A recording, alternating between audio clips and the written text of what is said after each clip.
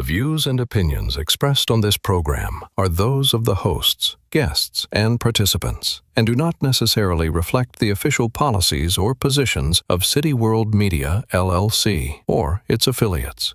All shows are produced with full participant consent.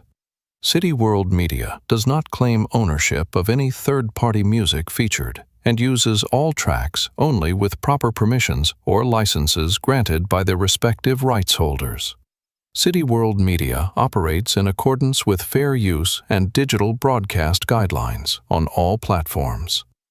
From my city to your world, we are City World. Thank you for watching.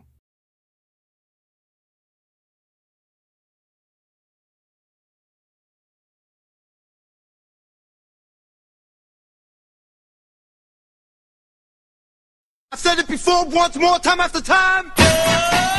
Don't scandalize mine.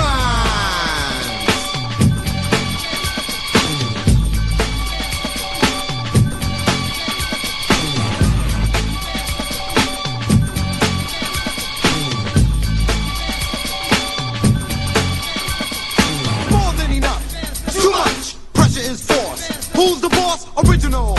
In everything I do, especially when I'm doing it to you. Perfect. Lines every time I say a rhyme. Won't do a crime, don't you know me for help? I'm by myself, not sitting on the bottom, parallel the top shelf. Chemically combined, full of exposure. Not the one that owes you, but the one that chose you. Experience is the ticket. You gotta have it, so get with it. I'm not making for real. To me, there's one way to deal. Clockwise, with no alibis. Nothing witty is here. I'm making it clear. I'm saying too much on beat. You can't touch my pattern and bowl. I'm always hot or cold. Forget about the records I sold. But don't scandalize mine.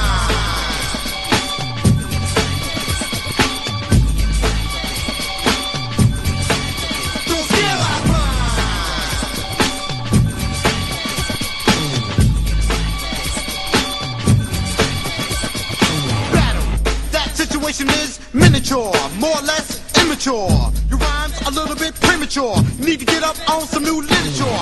Write day and night till my hand get tight. Not think about yours. I'm not that type of guy you think I am.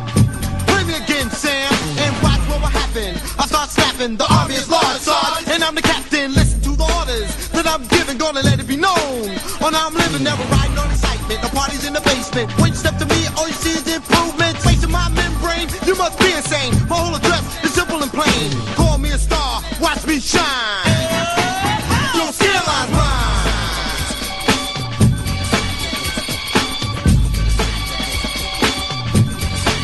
Don't scandalize mine.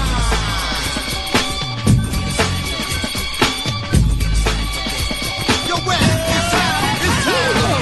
Has a heart attack. Has a heart attack. Has a heart attack. Has a heart attack. Has a heart attack. Has a heart attack. Has a heart attack. Full effect, I won't detect your style, charm, or personality. I get to the point, this is what I want. Thoughts from a word called reality. Face the facts, put your money on the board, you're too late. The card has been drawn. Rhymes are potent, yes, notice it. Don't get leery, have a drink and toast to the new line writer. Rhyme writer, call me a physical, who's very lyrical. Just making miracles, and it is pitiful, a damn shame, with no one to blame. It's just a game, but you either win or lose. Now look at you, you're lost. All in the sauce, rhymes going crisscross. So have a seat, cause this is completely sugar bear. I'm getting new, positive, until I'm totally through. I said it before, once more, time after time. Don't scandalize mine.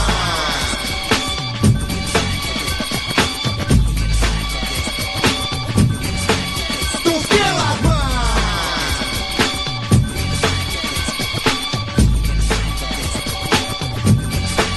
Don't scandalize mine. We get a snack with this. We get a snack with this. We get a snack with this. Don't scandalize mine.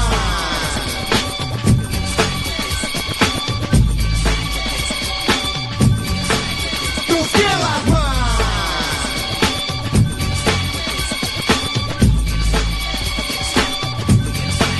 Don't scandalize mine.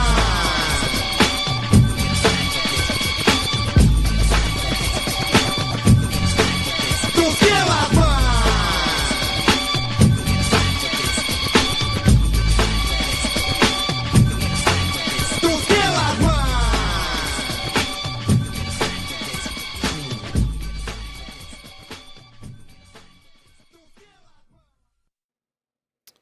What's good? What's good? What's goody, man? It's your buzzing cousin Ghost Boogie. Check this out, man. Tonight, we've got a very, very special episode of B-Boys Underground. This is night number 2 of 4 nights in a row of B-Boys Underground. We've been bringing you Monday, Tuesday, Wednesday, and Thursday B-Boys Underground this week.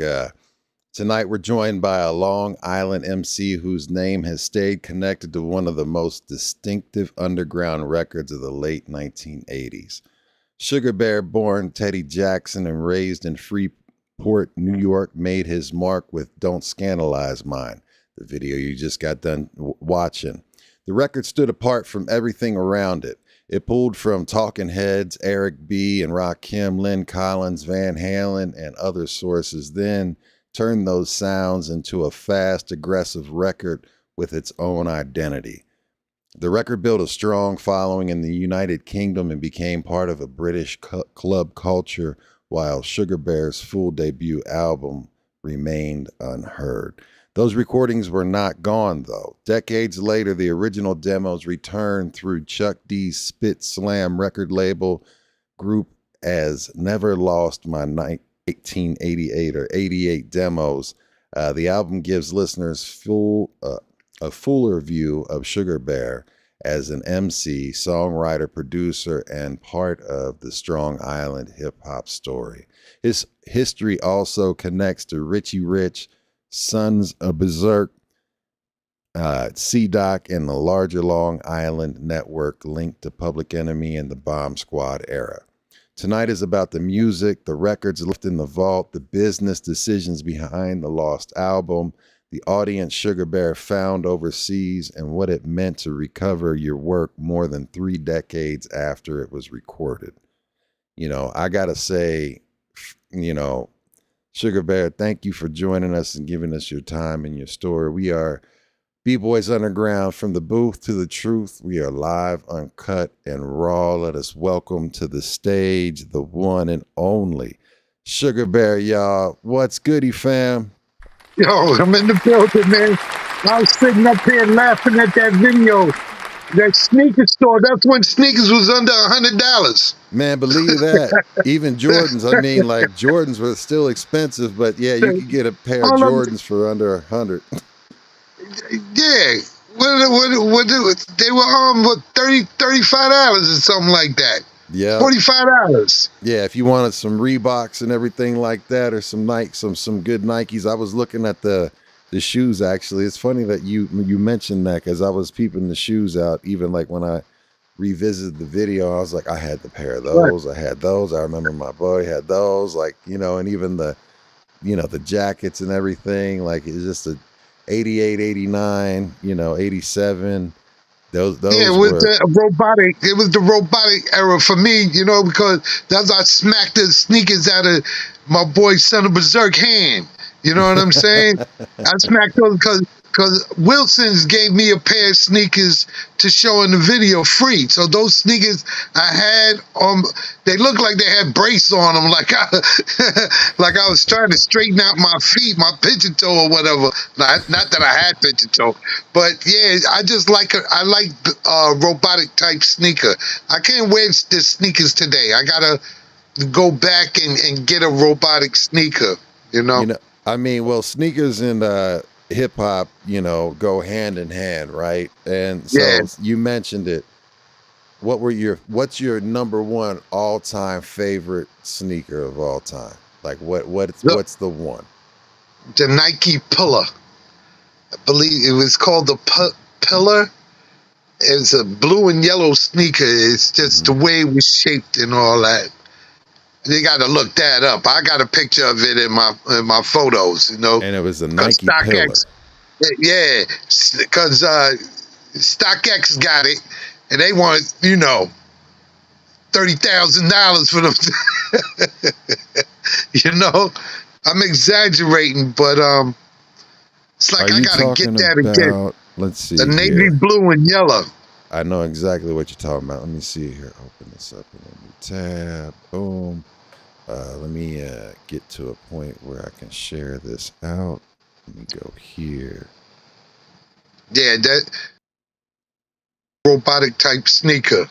Hold on. Let me see if this is what you're talking about right here. You talking about Those are that my one? babies. Those are my babies. The pillars right there. Yeah. Yeah, that one right there was my favorite. I'm still trying to get them back. That's a fly sneaker. Yes, it is, man. Those are the Michigan colors too, man. Like, you know, Michigan Wolverine colors and stuff like that too. But yeah, I had a suit that went perfect with them. I forgot about those, man. Damn. That's a fly sneaker, man. Yeah, it was. Yes. I'm looking at all the different colorways too that they had. But Yeah. Because they had like you know, the white and green, they had the red and black, they had the green and silver, the black and silver, they even had purple and gray, all of those. Yeah, man. Jordan came later for me. Jordans came later. Yeah, they came. I never owned any of the Jordans until they came out with a robotic style. Ah, okay. You know, you follow what I'm saying? When the I don't even know the numbers like the youngsters do. I just bought the sneaker, but I had every flavor. There was that one that came in a suitcase, that anti-shake case. Oh, I had those. You know, yeah. I started buying Jordans, and then I wasn't, and then I just into my little, Nike. I'm all over the place with sneaker. You would never see me wear a canvas sneaker. Yeah, I don't like canvas sneakers as well, man. Like, I like stuff with structure and support, and like those canvas sneakers that feel like your foot's gonna slide around on top of the base and stuff like that. Like, yeah, leather. I believe my last time buying them when I went uptown to get me a pair of Adidas. I had a pair of Pro Kids on. Three-stripe Pro Kids. I think that was the last time you see me in canvas sneaker. I got you, the Pro Kids. Got my first pair of Adidas shell toes. I mean, did you ever get into the Ewans? Yeah, I got some now. I want a pair of those Ewans so bad. I had a pair back in like middle school, high school. Man, I want a pair of those Ewans. So it was high school, yeah. But those Ewans were the ones, man. They online. I know they are, but when you got twins and stuff like that. Yeah, they're inexpensive. You know what I'm saying? But yeah, I got me some Big L's, and I got the original Nick colors. I ain't even wear them yet. Are you a Nick fan? I don't follow sports. You don't follow sports at all? Yeah, I'm into making the game exciting. Whoever's with that team, I'm with the other team. Because I don't bet. Okay. I'm a practical joker. I like to laugh and have fun, snap jokes, all that. So when other team, everybody's with them, But I knew the Knicks was gonna win though. But that's what I do though. In football season, doesn't matter. Yeah, I was rooting for the Knicks too, man. I was like, man, I wanted to see them get it. I wanted to see them get it. No, it was something that had to happen. Yeah. That was something that had to happen. It was special. Yeah, it was. And then you were talking about, before we get into the first question and everything like that, you were talking about how you were at the MetLife for all the soccer games, and especially, football. Yeah. for right. Tell me what that was like, and tell everybody what that experience was. It was pandemonium the last game, but I worked for UBS Arena, and the company I worked for, Delaware North, they hired all of the Delaware North employees from all the cities and states to come out and work the MetLife games. Yeah. At the MetLife Stadium. So, yeah, it was crazy. I mean, it was major lockdown and the whole nine. And, I mean, every celebrity was in the building, too, that day. And them tickets were a grip, man. The cheapest tickets were a grip, man. I couldn't even tell you what. I don't even. I think, I saw like cheap seats for like $10,000 a crack. Like, it ridiculous. Yeah, and that sport is bigger than any sport out there. I'm It's the just biggest finding world. I that mean, out. it's a world sport, man. You It's know, the international thing. yeah. It's international. Everybody's representing their country, Hmm. and I can dig it. I was like USA, USA, and okay, that's why I don't like betting. Yeah, like I don't bet on I don't sports bet. either, man. I I do keep. play fantasy sports with my son, but yeah. Oh, I don't do nothing. I keep my money in my pocket for a for sure thing. If I'm gonna spend it, if I'm spending my money, I don't care what it's on. It's gonna be a for sure thing, Yeah. you know. Hell yeah, man. Well, But I want to welcome everybody tuning in live. Right now, we are live on YouTube, on Twitch, on Kick, on Facebook, and of course, we're live on City World Media Group. From our city to your world, we are City World. And shout out to my brother Black North, who runs the network. His birthday is tomorrow, so happy early birthday to you, family. happy born day. Yeah. So what we do here is basically the first question and how we start the interview off and we build from there is that I want you to tell me what your first memory is of hip hop. And when I ask this, I want you to be as visual as you possibly can. I want you to put me in the room or put me in the space, the atmosphere, the smells, the stanks, the people, what was playing, what it was, because essentially what I want to do is we build off of this conversation from there to all the way to present, you know what I mean? And go throughout your life. So tell me what your first memory that you have associated with hip hop or the one that was the most impactful for you. The one that was most impactful. Well, of course, making Don't Scandalize Mine, but what I'm saying is like before you got to that, early, like that made you want to get that. I could say So 70. I'm not good on timelines, but I know it was right before I moved back to Freeport. The summer of 76. Okay. 70. Wait, it might have been a little bit earlier than that. It might have been, because I remember the block parties in Queens. I used to live in Queens. Okay. So, and I remember the block parties and the two turntables, because when I was in Queens, I was the fourth child in Roosevelt, Long Island, and my biological moms came and got me. So we moved to Queens for a little bit.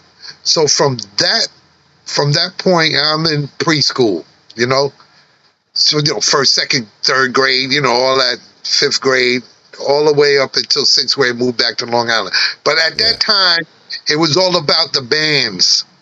There was no DJs and all that stuff. It wasn't hip hop yet. So everybody who was into music either learned how to play drums, guitar, bongos, bass guitar, whatever. But around that time in the 70s, before I came back to Long Island, in comes these guys with the turntables. So that's when I was introduced to, hip hop, but not knowing, because I'm still into my Jackson 5 thing. I'm singing Jackson 5 and all that. Wasn't really too paying attention to hip hop as it was coming in. Yeah. But when I moved to Long Island, then, as I'm meeting, everybody coming from Queens and stuff, I'm meeting new friends and stuff like that. So it started with my boy, T.A. the DJ, a.k.a. Son of Berserk. It started from that point on. Okay. When, because he was in cahoots with Spectrum City. Okay. And he had a group called Townhouse 3. Yes, the Townhouse 3. Plus he was the town's DJ.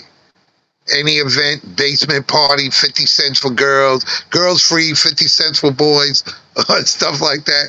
You know what I'm saying? And when I ran into him, he was in cahoots with Spectrum City, and I used to go to 510 South Franklin, Hempstead. With, gotta give a shout out to Hempstead, and that's when I was introduced to full-fledged DJing and MCing and stuff like that. I wasn't doing none of that. I'm still singing Jackson 5 records. Okay. I'm singing. Hip hop was new to me. I'm looking at it, interested, but not interested, because I'm still into, playing instruments and stuff like that. But yeah, it was TA. TA brought me inside all that hip hop culture and stuff. Dope. You said you played instruments. Did you play musical instruments? Yeah. I mean, I got coordination. I was in the cadets, so I played the snare drum, the cadet corps. And then my boy Wayne Glover out here in Freeport, he had a drum set at his house that I used to get on. But then I had, once again, with TA, there was a lot of studios in there. There were rehearsal studios and, studio, people was renting out the office of Dr. Gant building for their little studio and pre-production and stuff like that. And there was that rehearsal studio with Eric Sadler, Vietnam. That's my boy. That's my boy. He had a rehearsal studio. So I was really playing the drums on the drum set that was in there. Every chance I could get. I mean, I'm nothing like Flavor. Flavor, I play by ear. Okay. I just had the coordination for the drums. I have the coordination. I don't play fluently and nothing like that, but I keep a step. You had rhythm, just naturally. You had rhythm. Yeah, never really stayed up on it to practice and all that stuff. I learned a few things, but I do have the coordinations to rock a beat. Yeah, that you mentioned Flavor. Yeah, Flavor is nasty on the drums too, man. But keyboard, bass, he's just all around musician, man. That boy. Extremely talented, extremely gifted, man. Shout out to Flavor Flav. So you mentioned Eric Sadler, though. You were at the studio a lot with Eric Sadler. Like, did you ever get a chance to hang out like during any recording sessions of note that you can remember?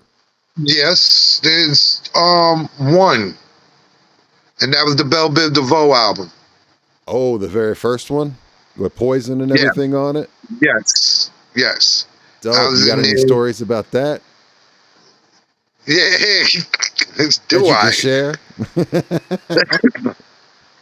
Yeah, I mean, I was in there with God rest his soul, Shmello D, who wrote the rhymes. Yeah. And Roni, who wrote the lyrics, because this was all a Bomb Squad project. One side was Spider-Man and Freeze did the one side of several songs, however they want to say it and how I got it,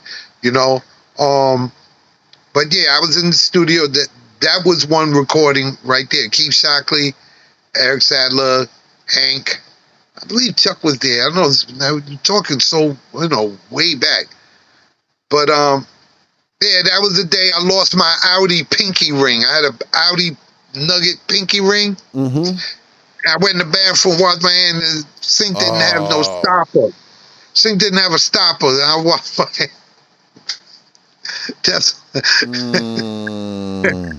I don't think I never told that story. Something.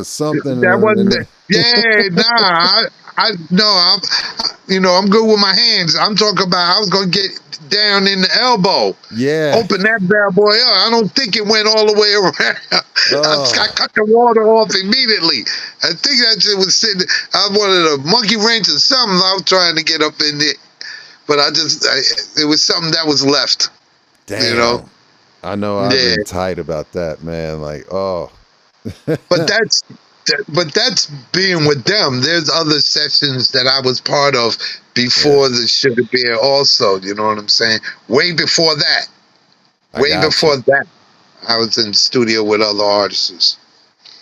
And it's funny that you mentioned the Jackson 5, that you were that was someone that you listened to a lot, because of course, the B-side, the Don't Scandalize Mine, was Ready to Penetrate, and you sampled the Jackson 5 on that one That too. live. So Yeah. when I look at the sample breakdown of basically all of the songs that are out there, I see a theme, like with Rick James. You sampled a lot of Rick James. And was it when you were selecting the samples, were you more gravitated towards the music that you had listened to and as a youth, or what was it, just what was hot?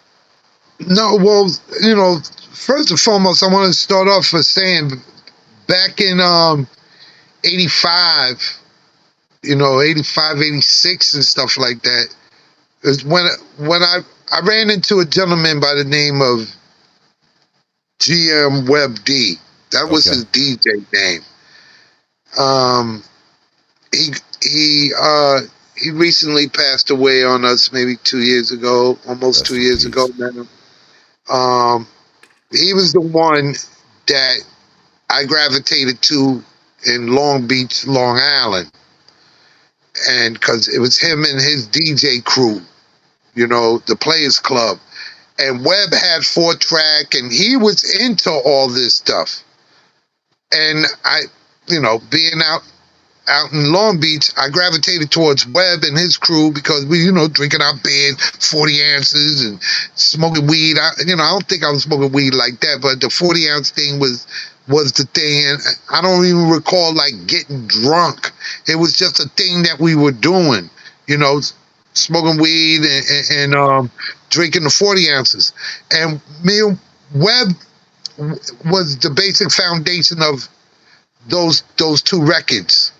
Okay, as far as putting them together, I came up with my ideas. Like the Talking Heads was my idea, and he built from the Talking Heads underneath, and then we started going back and forth because I was hearing stuff like I could be a DJ. It's called layering, is what they call. If I hear something, I'm like, oh, this could go with that, and we tried it, and it went with it. But those two records, Webb was the one that actually put the whole thing together.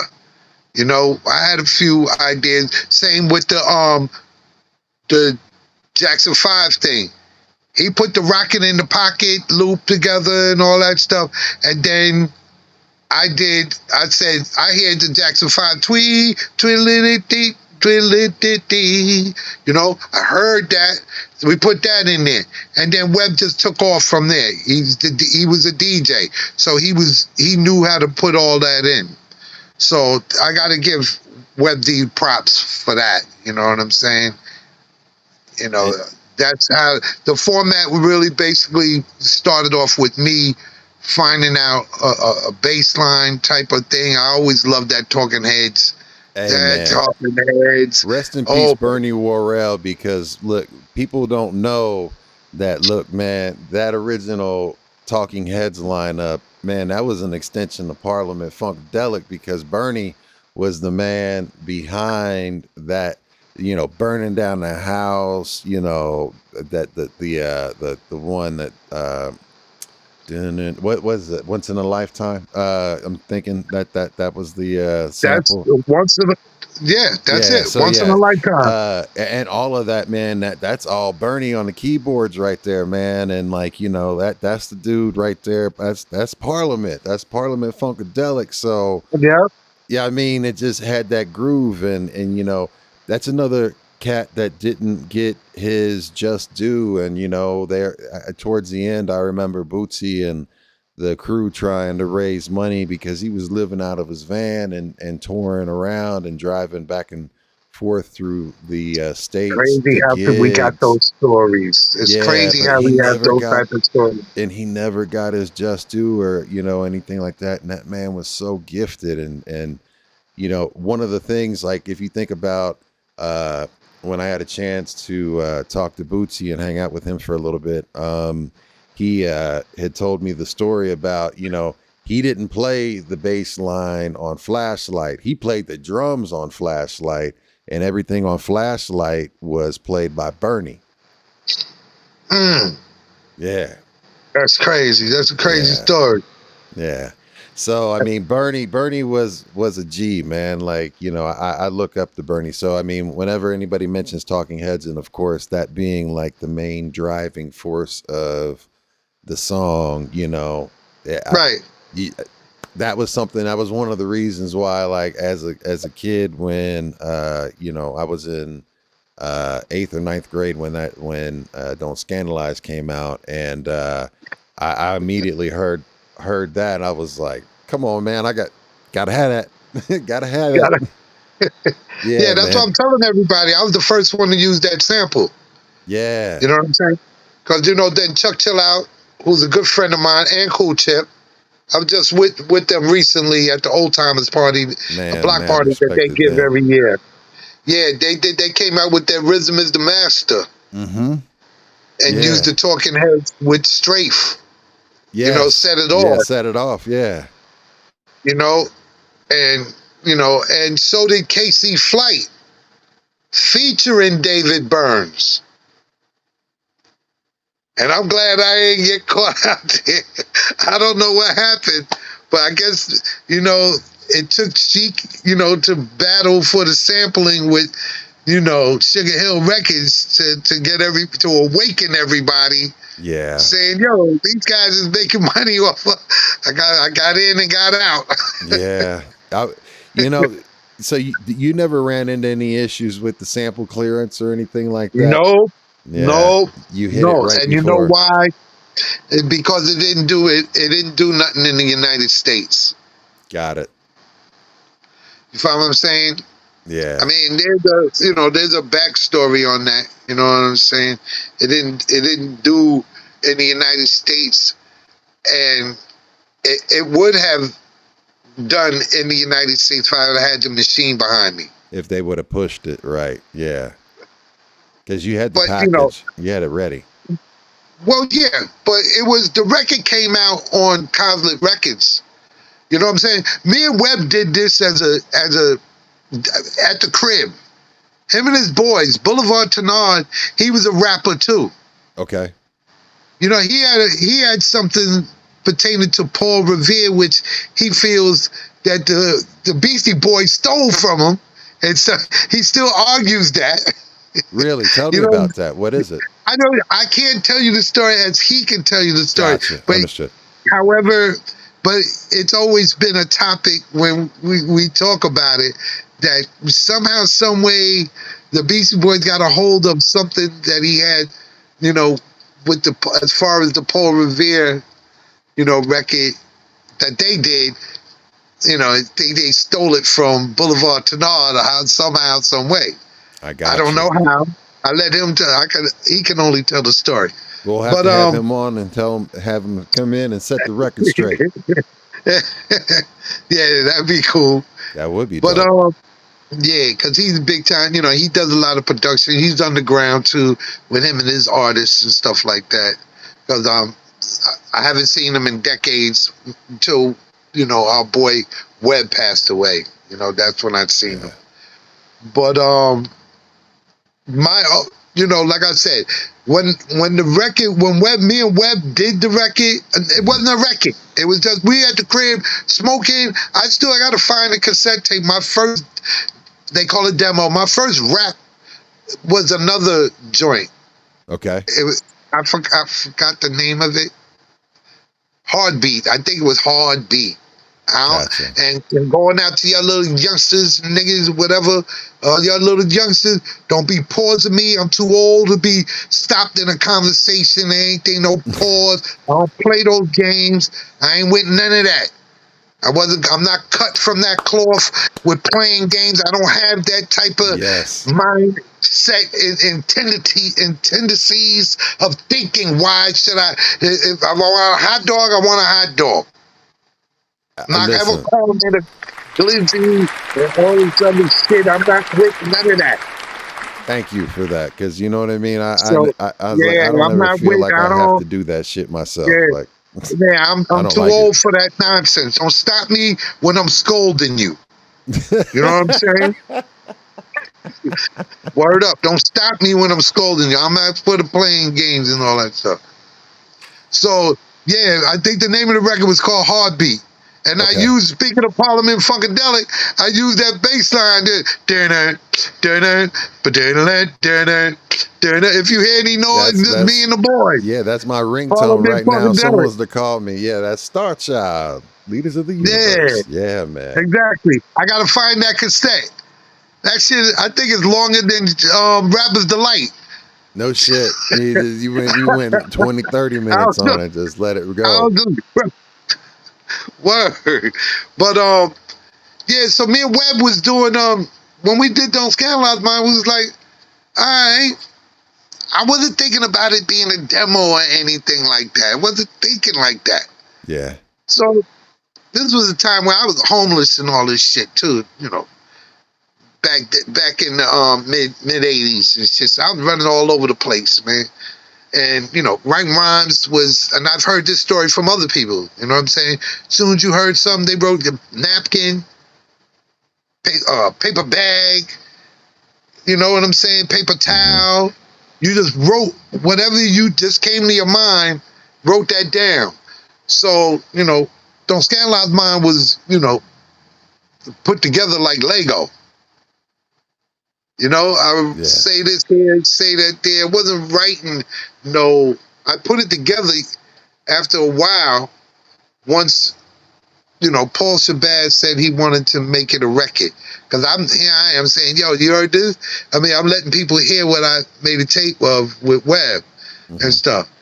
And Paul Shabazz, he was in a group called Shabazz. Now, he's part of the 510 alumni. He's, you know, I could say I'm cut from Public Enemy because I was with Spectrum before Public Enemy. I was there because of Son of Berserk.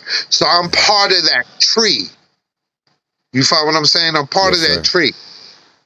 And, you know, there's so many stories to that shit. You know, but let me get on the Don't Scandalize Mine shit. I got it. I brought it to Paul and let everybody hear that 510, not chucking them. Let Paul hear it. Because, you know, Paul's my buddy, and, you know, and he had took over the rehearsal studio. Because now they're Public Enemy, Spectrum City is Public Enemy now. So they're not at 510 anymore. So I'm going, you know, unless they come back from tour or whatever. So I go over there, and let Paul hear it. He heard this shit. He was like, yo, we're going to make this a record, man. Don't let Chuck hear this shit. So Chuck and they got me back, though, with Time Goes to the Runner. Yeah. You know what I'm saying? He got me back with Ready to Penetrate. Because Chuck, Public Enemy, did Time Goes to the Runner and used Ready to Penetrate as a sample for that record. You know, that's on the Greatest Misses album. Yes, it is. Yeah. So that's when Paul Shabazz, because, you know, he was with a group and he had his own record label. Okay. You know? So he's putting out his group records out on his own label called Coslick Records. Him and his father. So when they heard my little, I guess at that time, now we can call it a demo of Don't Scandalize Mine, and it was all done on a 4-track tape. It wasn't in no studio, it was done on a 4-track. And it sounds slow, because, you know, I was into them dark, hard beats. You know what I'm saying? It was going ba-doo-doo-doo, ba-doo-doo-doo. That shit, Paul got to it and made it 30,000 miles an hour. Yeah, he sped that up because that one's got that. Yeah. And I guess my lungs was fit for it too, because then, you know, then I had to do the vocals. You know? I mean, like, you know, even with like when you listen to Cadence, right? And you know, as far as, you know, on the release, you know, you The have 88 demos. yeah, the 88 demos, man. Like you have always what I appreciate is the fact that your ability to ride a beat and be in the pocket, and just boom, like your delivery. But as you mentioned that, you had a natural ear for percussion and picking things up and playing. I think that's yes. Yeah, And I don't.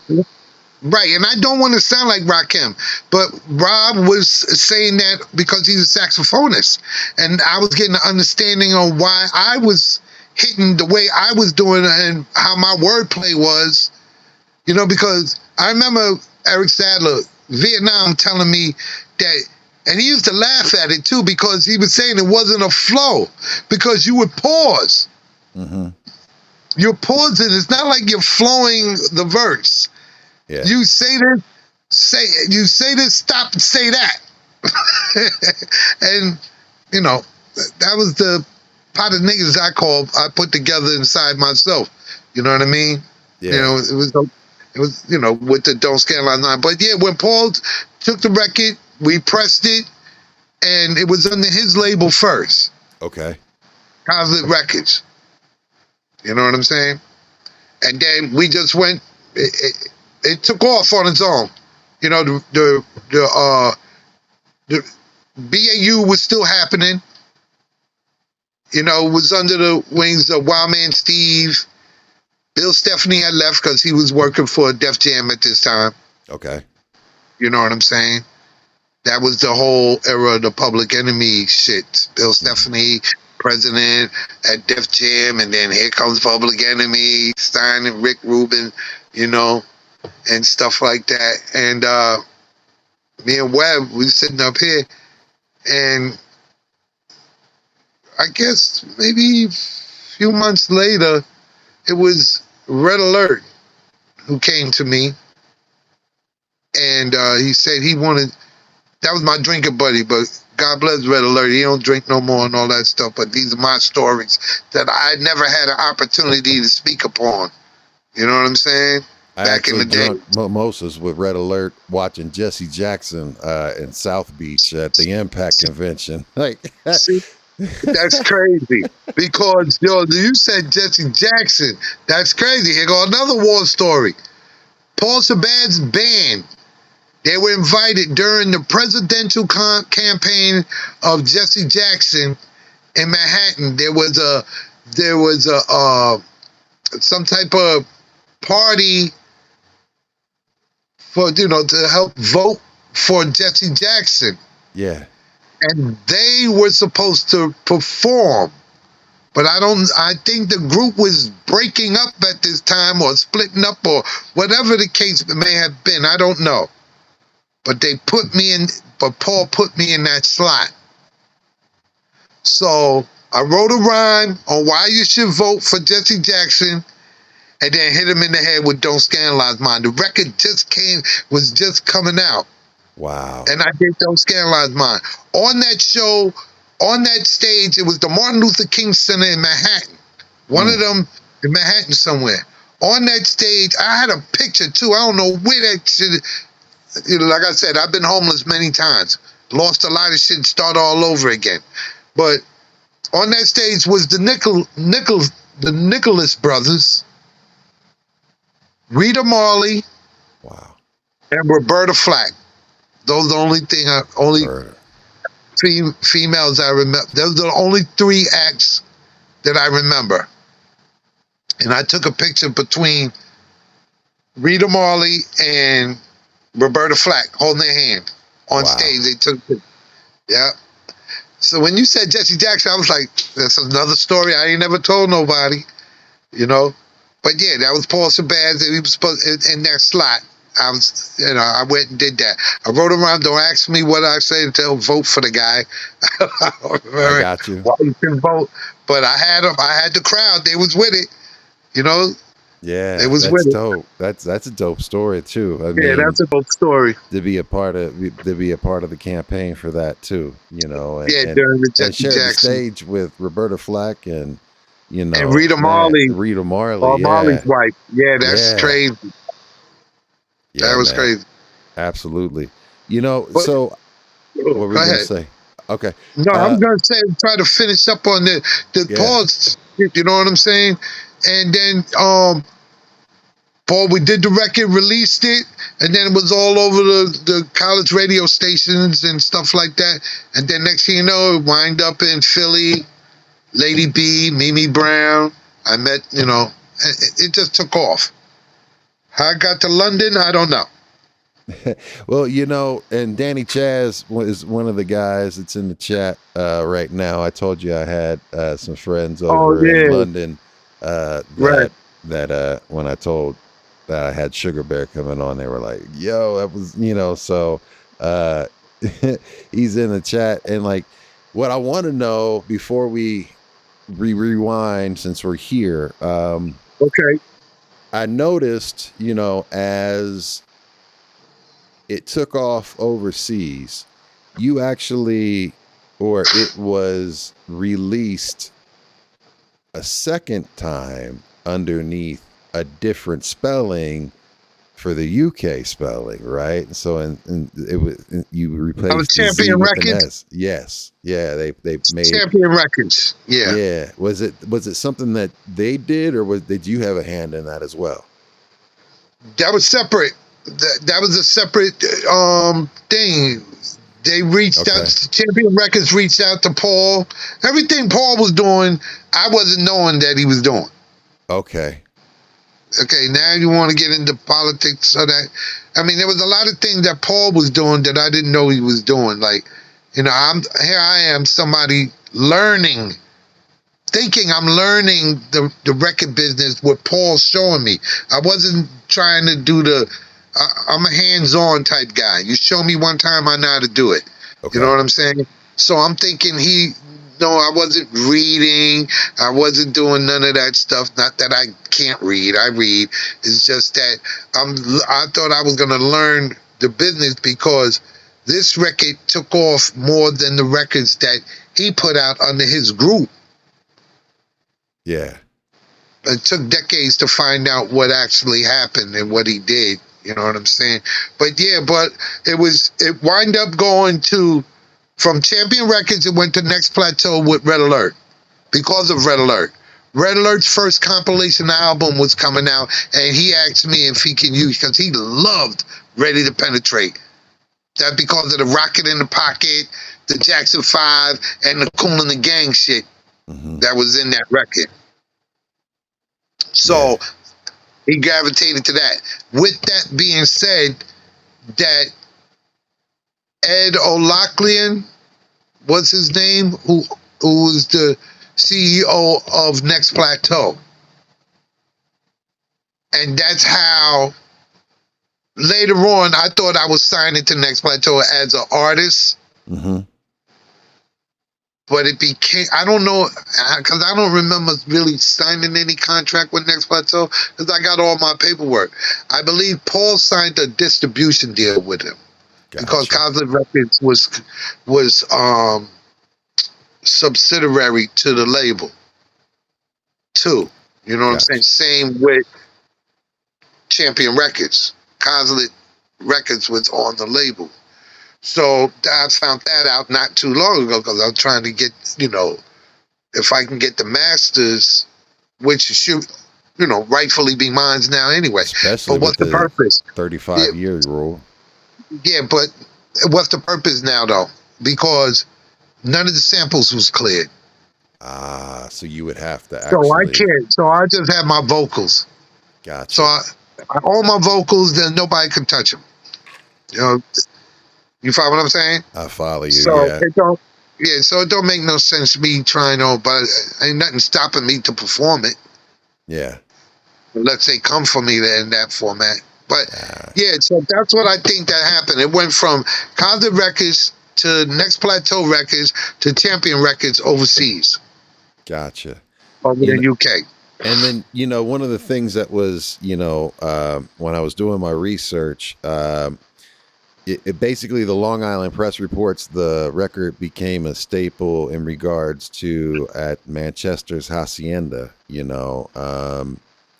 and what Did you ever know anything about that either? Like, or did you ever get a chance to meet any of the DJs or like go over and perform over in London I or went. overseas with that Yeah, once you found out yeah, it was popping? yeah. Of course, I went on tour. I had a 2-week tour in the UK. I still got my itinerary from back then. Word That's up. dope. Yep. It started. Okay. All right. It started with my boy. Oh man, right on the tip of my tongue. Patrick. Okay. Patrick Moxley or Moxie. He used to work at Def Jam. Okay. He the one that got in touch with me with the people who was promoting in the UK. So I give him credit for that. You know what I'm saying? I don't know. It's a small world. This world is so small. My stories go way back when I was homeless and all that. Before I came back to make records, I'm chilling out with,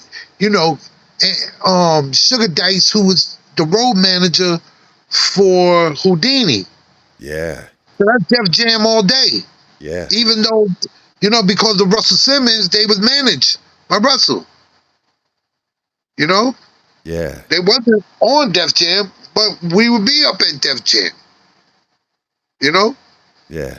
And I mean, all the people, I was just a nigga that was down back then. I was down. For some reason, I just wanted to be down. I'm trying to find my way, And this shit all started with fucking running into my girl, MC Glamorous from the original Juice Crew All Stars. Wow. This shit goes way back. Me and her relationship goes way back when we were Spectrum City, and I did a beat for her for a rap contest that she was in, and Chuck D introduced her with me being on who made the beat. Okay. 'Cause Chuck and them used to promote a lot of shows at roller skating rings and a lot of halls that was in our area. And she entered a show, and I did the beat for her, on a drum machine. And this is when everything was flowing back in the days. I forgot how to do all that shit. You know what I'm saying? 'Cause I'm not around the equipment no more. But like I said, mind you, this was a fluke. You gotta remember, Don't Scandalize Mine was a fluke. I wasn't expecting to be no rapper, and I was just doing what everybody else do. Make a tape, they go to a party, want to get on the mic and spit their shit. But nobody intended for it to be, a career, Yeah. But I ran into Glamorous in Coney Island, and she invited me. She was going to see this gentleman by the name of Anthony Dick. He's the DJ, Tony Dick. He's the DJ for the original Bad Boys featuring K-Love. They was the first ones with that Inspector Gadget. K-Love was the first female beatbox. Yes. So I'm at the crib with him, and Sugar Dice. Sugar Dice stayed in his crib. So I meet the Bad Boys and K-Love, and that was the era that was crazy. That was the crack era and all that stuff. Yeah. And in comes Search, MC Search, my boy. I'm in the studio. Anthony is producing Search's first record. Wow. Melissa. Yeah, Melissa. Girlfriend name was Melissa. Yeah, man. Shout out to MC Search, though. Search is my boy. I just seen him at the closing of the Coliseum in Jamaica Avenue. And that was the first time I've seen him in decades since then. Since I love that, then. though. Yeah, that's my boy. I got his number. We keep in contact from time to time. He goes online with his Search merch. Yeah, Like I take. He's on Whatnot, right? Yeah. yeah. You know what I'm saying? So, And, I'll go live with him. I'll pop on and go live. He'd be like, what up, Sugar Bear? That's it. That's all I wanted. And I get off, because I'm not buying all that merch he got because he's trying to get that money. I ain't got that money for that stuff. All his souvenirs and stuff like he's collected throughout the years. I'm like, damn, I want that, but I ain't got it. You know what I'm saying? Yeah. But yeah, I ran into that. We did that album, and then next thing you know, Anthony is buying all this new equipment. The drum machine, you know what I'm saying? MPC. The MPCs. Yeah. He's getting all this new equipment now because he's catching that wave. Because they never did no more records. Mr. Mac and T-Funk, nothing happened after that. I heard my boy Mr. Mac passed away on me, though, because I knew a friend Rest in peace. that knew him. I used to work in the deli department at somewhere, and this customer knew him and put him on the phone, and then we exchanged numbers and all that stuff, and then I already passed away on me. But yeah, and in comes now this is when I meet Red Alert. This is before my boy and all. Red Alert and his nephews, the Jungle Brothers. Man, shout out to the So JBs. all that shit was done. Yeah, that first album was done at Tony Dick's house at Coney Island. Wow. I mean, just to be like, so you essentially, just with everything that you just said, I mean, you were around and in the rooms with, fucking history in regards to hip hop. I mean, you witnessed, if you had your hands on it, and you witnessed like formations of some crazy A lot of stuff, shit. man. It's crazy because then the story goes further. You know what I'm saying? I run it. I get introduced to well, it's not even get introduced. It's just I'm around all these motherfuckers. And I introduce myself. In comes the moment of truth. Bobby Brown leaving New Edition. Smooth B was already down, but I wind up making myself down with Bobby and his family. Okay. Bobby, Tommy, his sisters, and Smooth B. I'm homeless. I was living in Long Beach, all over the place. I was just all over the place. But I was hiding it. Nobody knew. You know what I'm saying? Unless they did, but never confronted me. You know what I'm saying? Yeah. But I'm with Bobby Brown, man. The hotel, Omni Park Central, Manhattan. The first album, King of Stage. I'm in the studio with Bernard Wright, God rest his soul. You know what I'm saying? Weed all over the fucking board. You know what I mean? Girlfriend, I need a girlfriend and all that stuff. Now here's the time where I can tell you, during that whole album, when the album was done, everybody's part ways and stuff, But Smooth B tell you the story better than I can. But before it was Sugar Bear and Smooth B, nobody had records. Now Smooth was doing a lot of writing for Bobby and shit like that back then. But me and Smooth B was supposed to be a group called the FBI. But only Smooth B could tell that story. Okay. He tells it better than me. I got you. So you guys were going to be in a group called FBI, huh? Yeah, we called FBI under Bobby's wing. You know what I'm saying? We was on some shit, saying some shit, going left.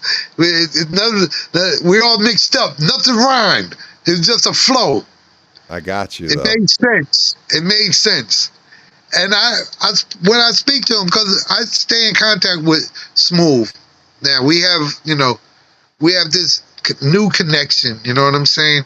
Yeah. And me and him, he's been doing shows out here in Long Island, but I make sure I go to where they're at. Greg and Ted and Special K. I make sure I go to where they at. So we definitely a family too. You know what I'm saying? And All of those are Smooth B, icons, man. yeah, I talk to them every now. You know, I don't be on the phone like that. Only when Yeah. I need to. You know, because I'm a fan first, but when it comes down to, man, come on, man, me and Smooth go way back. 86, 85. We go way back, but we ain't had no records out. He never met Greg Nice at this time. It wasn't with Greg. It was me, Bobby, and Smooth. I got Wow. a picture of that shit too. Word up. I got a picture of us together. Damn, that's But dope. he said, yeah.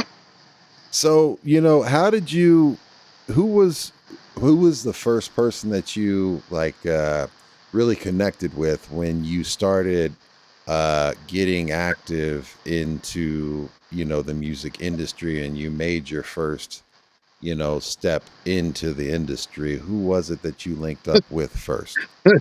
Nobody. It was just Web D. We did the record. Then after that, we split up. We got into physical altercation. I wish it never happened, but it happened. I apologized many times, over. You know what I'm saying? Wish I could have, I wish it could have went a different way, but it didn't. But I didn't have nothing. And this is the point I was going to get to after, the Red Alert album. The record came out on Red Alert's first compilation album on Next Plateau and all that stuff. I didn't have the engine behind me. Yeah. I mean, Next Plateau wanted a single. Okay, cool. Mind you, when I put the single out, there was no pictures, just my logo, Okay. which is a classic logo. That logo, the bear with the B-boy silhouette in the middle. Yep. And without me thinking it, now I had a friend of mine did that logo, and he worked at Taco Bell where I was working at. You know what I'm saying? He was an artist. And years later, I'm thinking not too long ago, I'm sitting up here.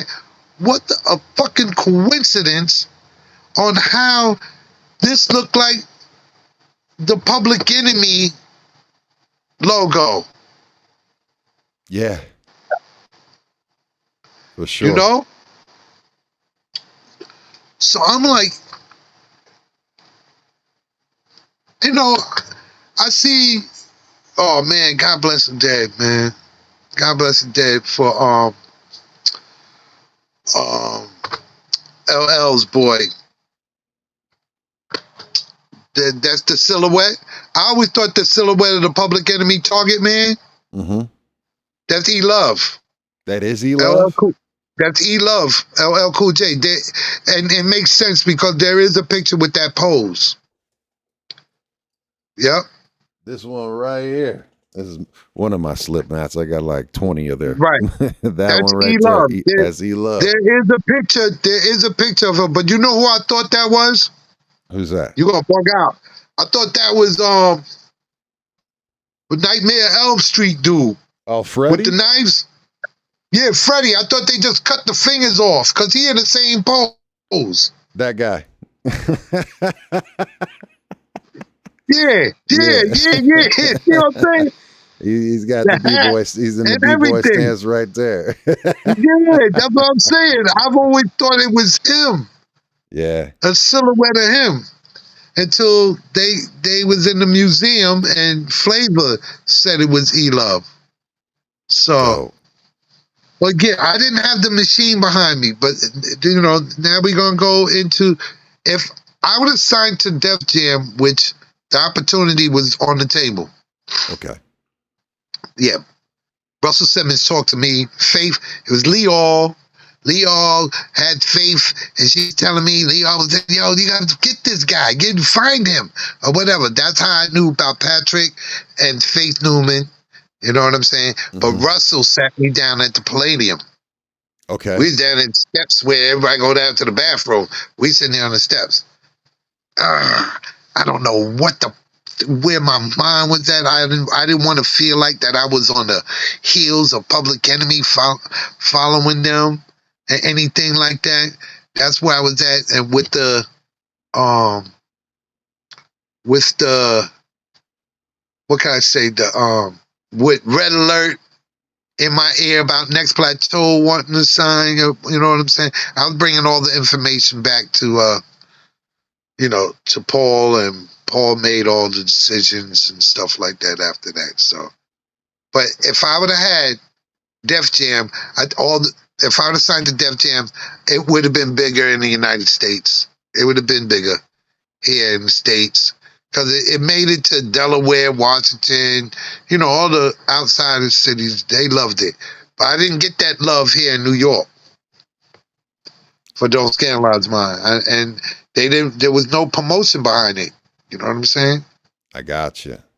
So I guess, hindsight being 2020, what would be the one thing? So I guess that what you're saying is that if you were able to go back to that moment, you would have signed with Def Jam and moved. That's the only regret I ever had in my life, is not signing with Def Jam. Gotcha. Because of the record itself. Nothing else. It's because of the record. I put out a record and it should have did what it was supposed to do. What it did, what it's still doing, but it's supposed to be a classic record here. Yeah. You know what I'm saying? Not just in the UK. And Delaware and Jersey and Washington and, Philly. Questlove reached out to me. Social media fucked me up. Salute to Questlove. Yeah. Word up. He was on we chopped it up, some on Instagram, and he made a funny gesture about the sugar bear cakes or something like that. I was like, yo, it's an honor, man. I just want to, be around them, so like I said, I introduced the record now as the record with no face, because it never had a face. Nobody knew what I looked like. Yeah. Till year 2000 something. And I put the video out. And that video was out during the time the record was out. You heard a low budget, right? Yeah, yeah. You heard that was no budget. I got you. That was no budget for that video. Shout out to King Saul. And he was doing something new. He saw a vision. He was catching the wave, so he was going to do videos. Okay. So he the one that wanted to do the video pro bono, no money, no nothing. That was going to be his first project. And look what it did, you know? So I want to take a step back. Who gave you the name Sugar Bear? Oh, Sugar Bear came from when I was a little kid in Queens. There's two names. It's calling me Butterball and Sugar Bear. And if you look at the cereal box and the cartoon, the commercial, that was going way back. The Jackson 5, the Sugar Bear, all the post cereals, Honeycomb, Alphabets, and Super Sugar Crib. Yeah. And Sugar Bear, everybody was like, he looked just like that dude. I was short, stocky, little, and, like I said, Butterball was like the Butterball turkey, whatever, and shit like that. I can see why you wanted to go with Sugar Bear instead of Butterball. Butterball. Yeah, because every time I remember the heavyweight boxing when Butterbean came into play, I was like, oh my God. It was bringing back Butterball, because it didn't come back until I heard a boxer named Butterbean. Yeah, Butterbean. But the Sugar Bear name came from me looking like the character. I got, you know what I'm saying? I think I got it right here. See? Oh yeah, yo, there it is. Yeah, with a microphone and medallion. My boy from Shirt Kings, Kasim, God rest his soul. He did my first Shirt King shirt. Okay. And Nike, who's the CEO, president of it, they, years went by and they got into tattooing and stuff. So I ran into Nike, and Nike said, yo, Bear, let's do this. Let's take what Kasim did on your shirt and put it on your arm. So this is my first tattoo and my only tattoo. Salute. That's dope, though. I mean, you got to have that logo on you too, especially like Yeah, that. yeah, you Yeah. know. So So then the powerful Power Lord. I Tell me think about that. I named myself that because you know, the the hard beats and stuff like that. And whenever I say something, I have a lot of emphasis. I put a lot of emphasis on. So do. it was like the powerful Power Lord Sugar Bean. You know what I'm saying? A lot of things, everything that I say, I put a lot of emphasis on. It means I mean that shit. You know Hell what I'm yeah. saying? Now I wanted to, you had also outside of just, uh, your you're making your music and everything like that. You had mentioned, Sons of Berserk and you originally doing some managing and tell me about like how that all happened and like what Yeah. you were involved with on that. And, I told you I want to be down, man. I want to be down. So I wasn't rapping or nothing like that. I just wanted to be down. So I Yeah. made myself the manager. You're like, I'm the manager, B. Yeah, I'm not managing y'all niggas, man. I got weed, I got beer, I got money for beer, I got money for weed. Man, that's it. That's how I was down. I was just down with it. I had to be something. You know what I'm saying? Sugar Bear was the manager. Yeah, man, that's dope. Like I'm the captain now. It's like I'm the And manager. it was, and at that time it was Townhouse 3. It was just, it Yeah. was Jawel, God rest his soul, rapper PEP, and TA. Gotcha. And yeah, and those are my boys right there. And I was with them 100% with what they was doing. I wasn't rapping or nothing.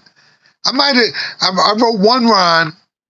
I think my first rhyme I wrote. It was called Mind Over Matter. I am the Mad Hatter. I got a fly girl and you wish you had her. Mm. And gave it to TA. So he used it for something.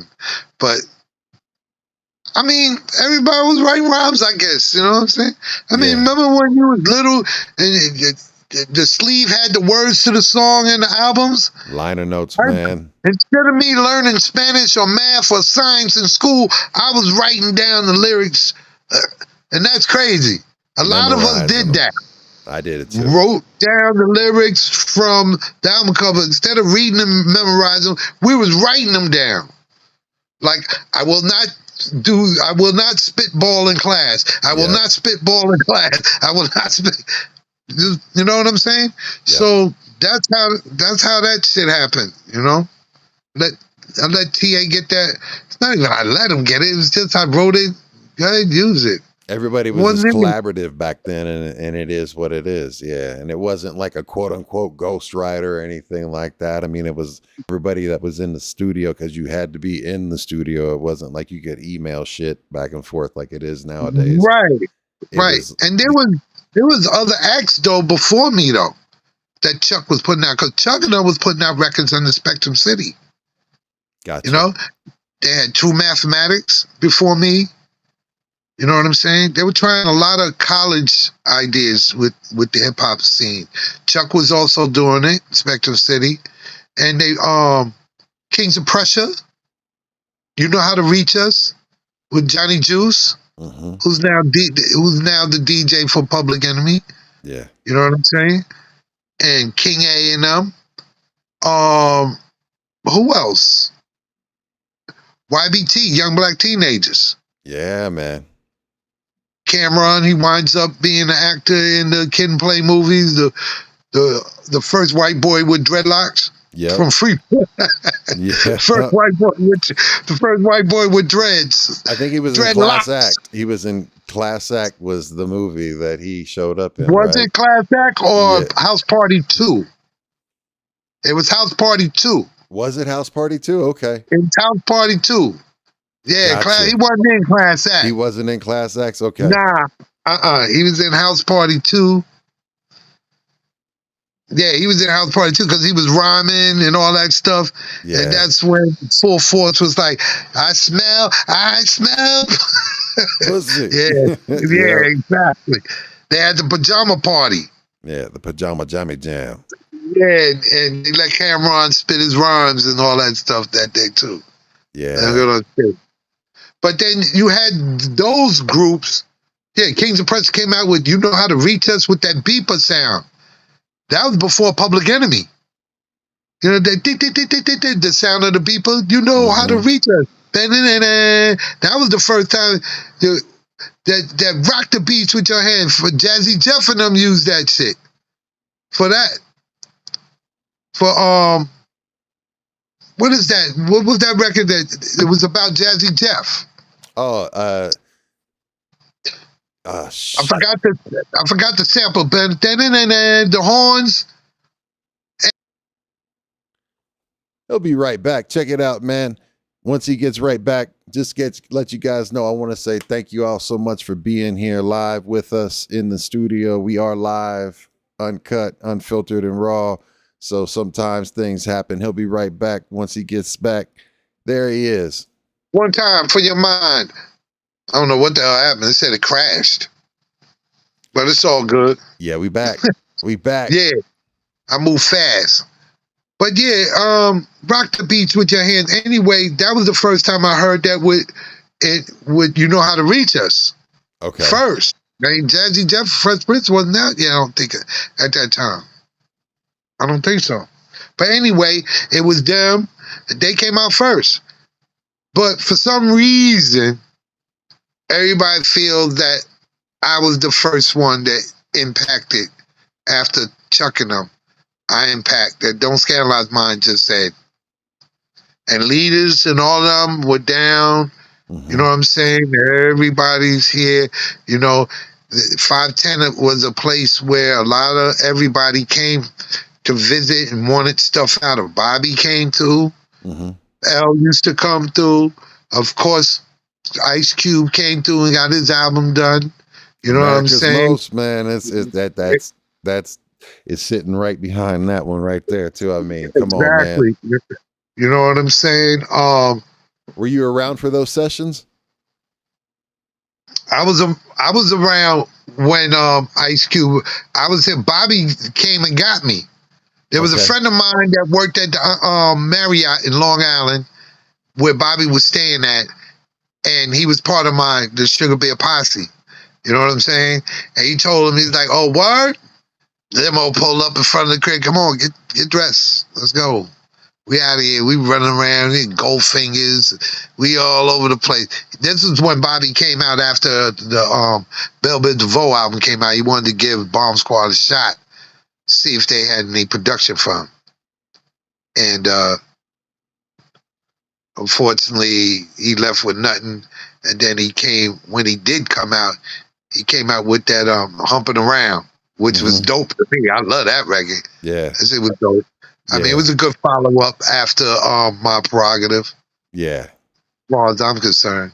Yeah, I mean, he definitely, I mean, that first album was just so meteoric. I mean, come on, man. Like, it seemed like damn near every single King song of Stage album.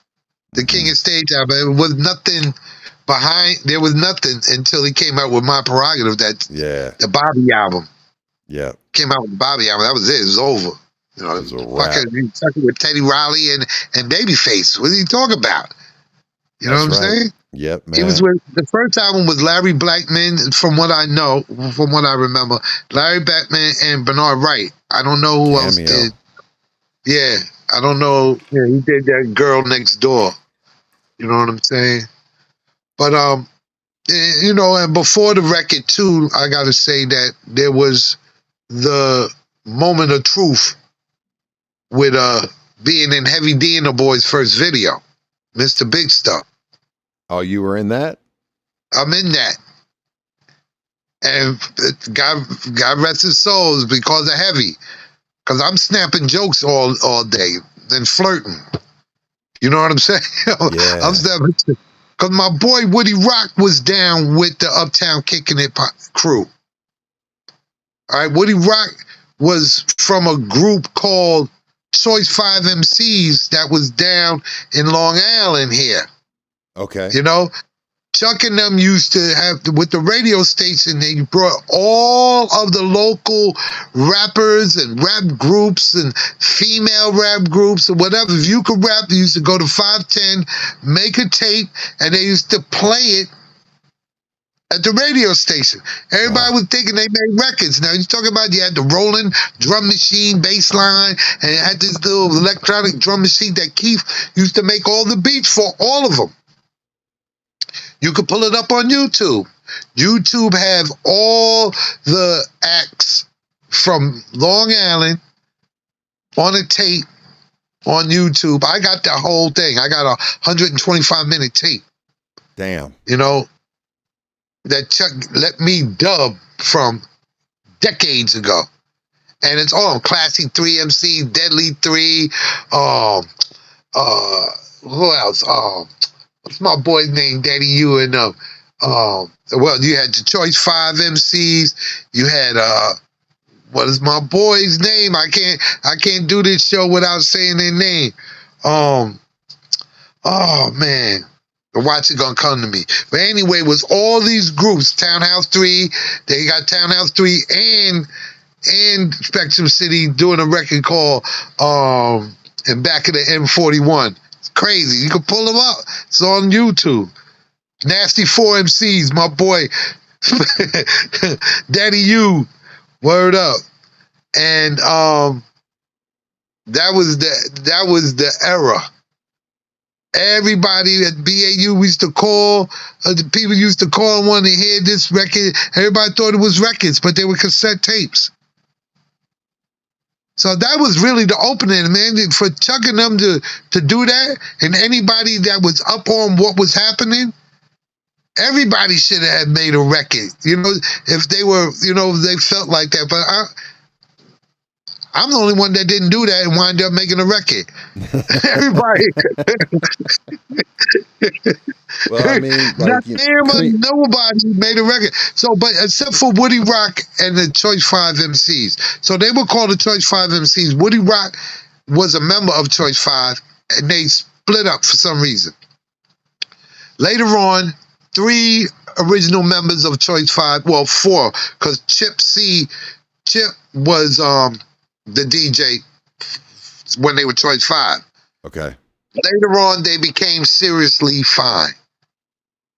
Gotcha. I don't know if he's from the, it was Serious C, Lee Ski, and K Fine. Seriously Fine. And they were on the heels of Jam Master Jay. And if you hear their rhymes, you know, they finally put out an album, and I don't know exactly what deal they had or if they were on JMJ Records at the time or whatever, but that was the time where Running Them was putting out, you know, they was getting old, and they was listening to Serious in them. Mm-hmm. Serious and mysterious and so mysterious.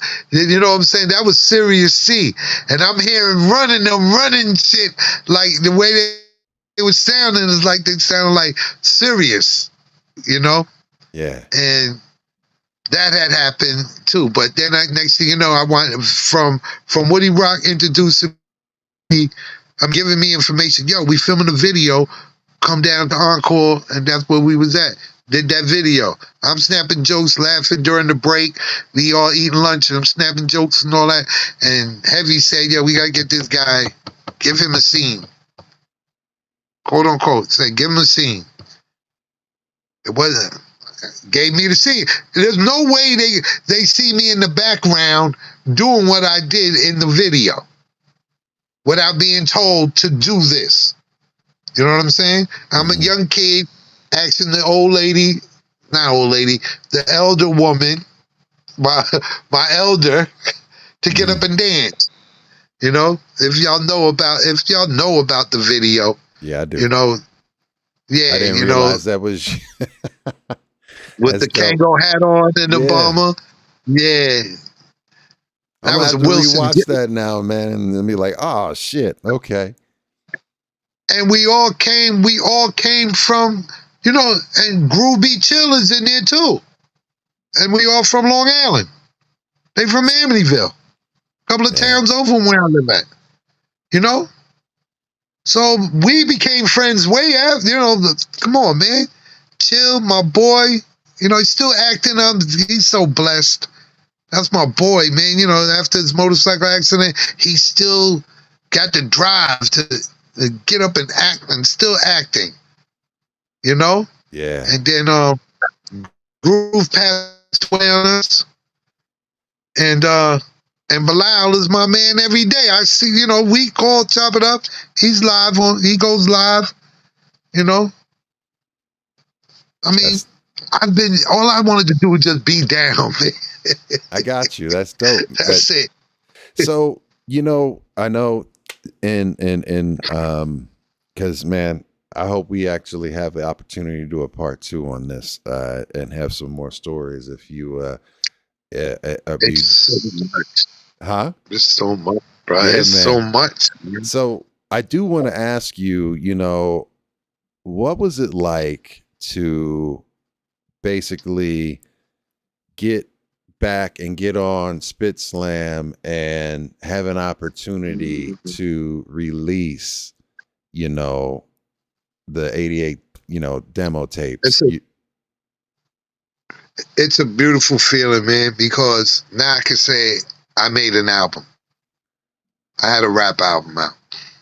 No matter what time it came out, I can say my album is out now. With the re-releases. Yeah. You know what I'm saying? But it started with Chuck, though, when I did the C-Doc again. I did that interview, and Chuck popped up. And you got to be a real cool dude for Chuck to pop up on your interview. Yeah. You know what I'm saying? He don't pop on everybody's interview. That's Chuck D, man. He helped it out, and he co-signed a lot of things. Well, he didn't really co-sign. He asked me questions that I never really told anybody because everybody think I'm capping, or that the youngsters say capping and shit. But everybody think I'm lying, But I was the first dude doing the references that Flavor does. Wow. Yo, Chuck, man, they say you can't rap, man. Public Enemy #1, all of those references that Flavor did, I was the first one doing that. Wow. And Chuck said, yo, you remember when this is how Chuck do it on the interview. He said, yo, Big, remember when I was in Studio 1 and you was in Studio 2 and I came in the studio and asked you to, do the, I was like, yo, I knew where he was going with it. I said, yo, Chuck, man, I never told nobody this. He was like, why not? I said, because I thought I dreamt that shit. Wow, though. I mean, think about that. I mean, what you just said is crazy. Nah, he's like, yo, big, you the one you was the first one. Yeah. Wow. I mean, I told him I thought I dreamt it. It does seem like a dream, though. Yeah. I mean, it's a dream that actually came true because now I can tell that story because it's confirmed and it's on video. I mean, you can see it on YouTube. Yeah. You know what I'm saying? It's confirmed. And like you said, it felt like you had your first album, and what was it like?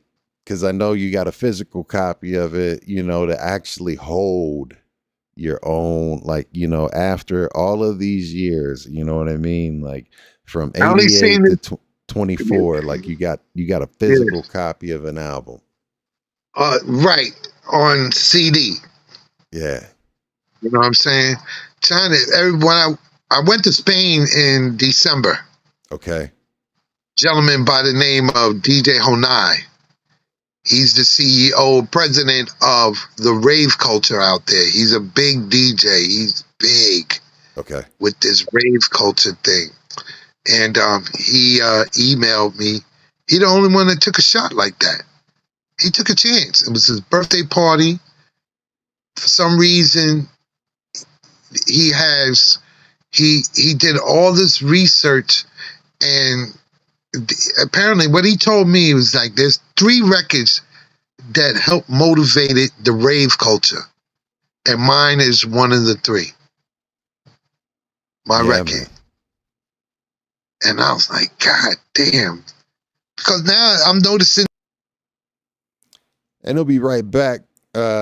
Just want to take a moment to let you guys know, if you enjoy this content, the one thing that could really help support us is to like, follow, subscribe, and share it out. We're back. So rave culture.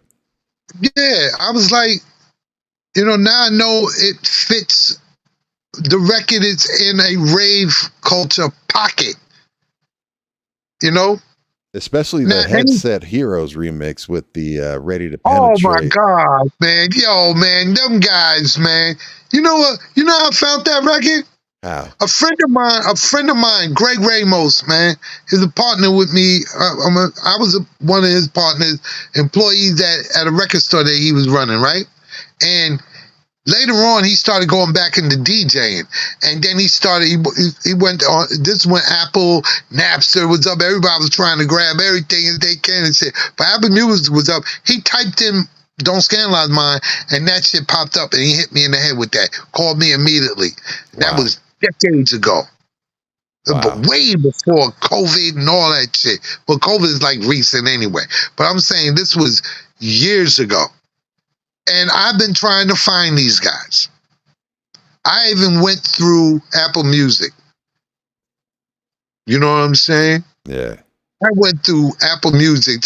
I said, no, I don't want you to stop playing, because it was an EP, and that record was the most sold record. Wow. You know what I'm saying? So I was like, okay, cool. They don't want to reach out. I'm trying to do business with them. You know what I'm saying? So we're going to re-release it on the album. That's how that wound up going. That's how that got put on out. I said, well, if anything, let me see if they reach out to me. Right. You know what I'm saying? Did they ever reach out? Nope. Well, hey, look, y'all, you got a chance to reach out. You see it? That's it. Better holler at them. I'll let your boys, because they speeded up the vocals like a mug, but they did a great job. Love that. Yeah. There's another one by Stephen Groove. Okay. You know what I'm saying? There's another one out there, Stephen Groove or Stephen Groove, however it's pronounced.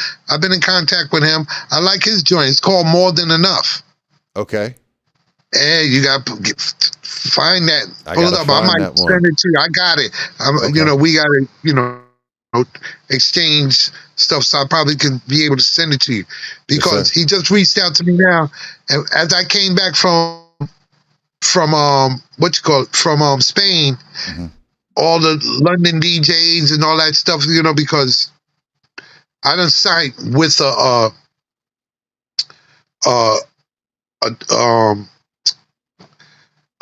man, what's the deal I got? Not promotion deal. It's an artist with a booking agency. Booking agency. Gotcha. Yeah. In LA. And they're from out of London. And they book a lot of shows and all that stuff, and they have artists on there that was with my DJ Honai. And they were sitting up here telling, yo, we need, okay, I did the vocals. So I have a cappella, but I got them stemmed out, Yeah. So I did that for a reason. So now we can do remixes of it with the vocals, Absolutely. So that's what that's what he reached out for me for and all that stuff. So, but, it's just surprising how people, there's so much going on YouTube with my record. There's a big bare blue house for the kids and little puppets and stuff. I'm like, yo, who did this? I show the grandkids that now. That's granddad that. You have a young lady in London at a karaoke doing my record. You have a dude at home doing my record. I'm like, yo, the record, I never expected the record to do what it did, man. Word up. That's dope, Do man. what it's doing. How do you got a hit record out there and don't make no money? I feel like I got to be on Unsung now. Yeah, well, I mean, like that's one of the things that we like to do here is be able to give folks an opportunity to tell their story and give them their flowers. And I want to know, basically, what part of your story has the public misunderstood the most? That has the public understood the most? Misunderstood the most. Oh, Like what part? misunderstood. Yes, sir. Oh, shit. I don't even know, bro. I couldn't even tell you, you know. Is there any contributions that's gone unrecognized or, basically, anything that needs correction, on the record tonight that you could?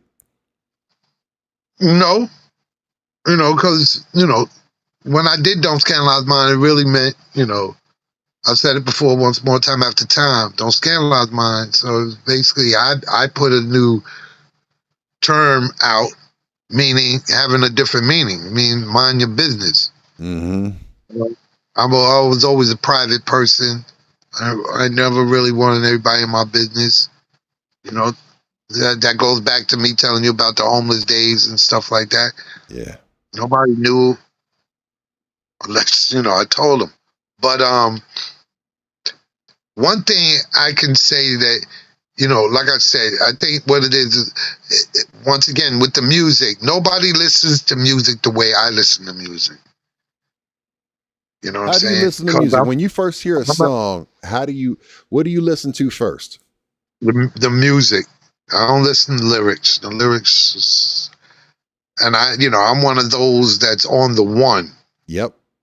I hear it on the one. I know I know. When it hits on the one, then you got the chords and then you got the rest of the music. And lyrics will come later. Yep. But that's why I tell motherfuckers, man, you don't listen to music. You're not going to like this because you don't listen to music the way I listen to music, bro. You know what I'm saying? I don't discriminate nothing musical. Nothing. I don't care what it is. Trap, drill, whatever it is. Because I could be home and feel a drill record and be like, oh, this is hard. You understand what I'm saying? Yeah, absolutely. Because I'm listening to it completely different than the next person is. Right. You're listening to the layers and you're listening to how everything's playing, interplaying and what, how it can be put together. How it's making me feel. Mm-hmm. Once again, B-Boys Underground on YouTube, twitch.tv/GhostBoogie66, kick.com/GhostBoogie66. We do have a Facebook page as well, and we're back. Yeah, so, and all this thing about what I'm hearing with people, all this hippity hoppity hop. Remember, our people, our elders was saying that when Sugar Hill Gang came out because the only thing they heard was hip hop, the hip hip, the hip to the hip hop, you don't stop the rock. And that's why they say that hippity hippity because that's what you saw it coming. Yeah. Out with the old and with the new. Hip hop was coming in to destroy, and it did. Got rid of disco, got rid of the Motown sound, got rid of all that shit. The whole world is hip hop, Every single part of the culture, everything. Every commercial, it doesn't matter. Everybody country walks music, to work. Like everything, man. Gospel music, everything is hip hop. Yes. We cannot fight it. It is what it is. Now, when it comes to the music, what did motherfuckers expect it to be? Grandmaster Flash and the Furious 5? Right. From now to then, it's supposed to manifest. Music's supposed to change. Evolve. You understand what I'm saying? It was supposed to change. That's why we don't disrespect our forefathers, because they set it off. Yes.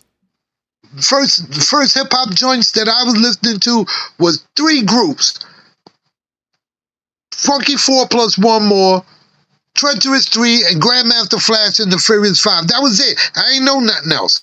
Everything else was cassette tape. Grandmaster Cats and Busy Bee, all of them before records. They pay homage to it, but I wasn't in that part, at that time yet. Gotcha. Hearing the tapes at the battles and all that stuff until they made records. You follow what I'm saying? Absolutely. But I didn't know that was a big part of hip hop, those tapes. Because Bismarck used to ask me, you got any mixture? Because he was collecting them. And mind you, he's Strong Island too. EPMD, yep, EPMD, Bismarck, Rakim, De La Soul, Groove Beat Chill,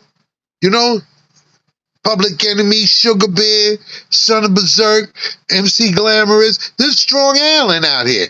That's right. And and it's coming back. Strong Island's back on the map again. It never left the map, fam. I mean, Yeah, but I know we never left. But we the forefathers of it. But I'm saying we have youngsters coming out right now. ATM Bay, you know what I'm saying? One Take Carter, my nephew. You know what I'm saying? We have a lot of new artists that's coming out. Reek the Villain. Mm. You know what I'm saying? Aisha Hall. All these my nephews and nieces. Because I know their parents. That's you right. follow what I'm saying? Yes. Yeah. So, this Long Island thing is happening all over again, especially with Paris. Paris is doing his thing. You know what I'm saying? Absolutely. Word. We got some new stuff out there too. But like I said, man, listening to music, I love music. You never know. I was always particular though. I'm always particular. I'll hear one song and then hear your album, and that'd be the only song I like.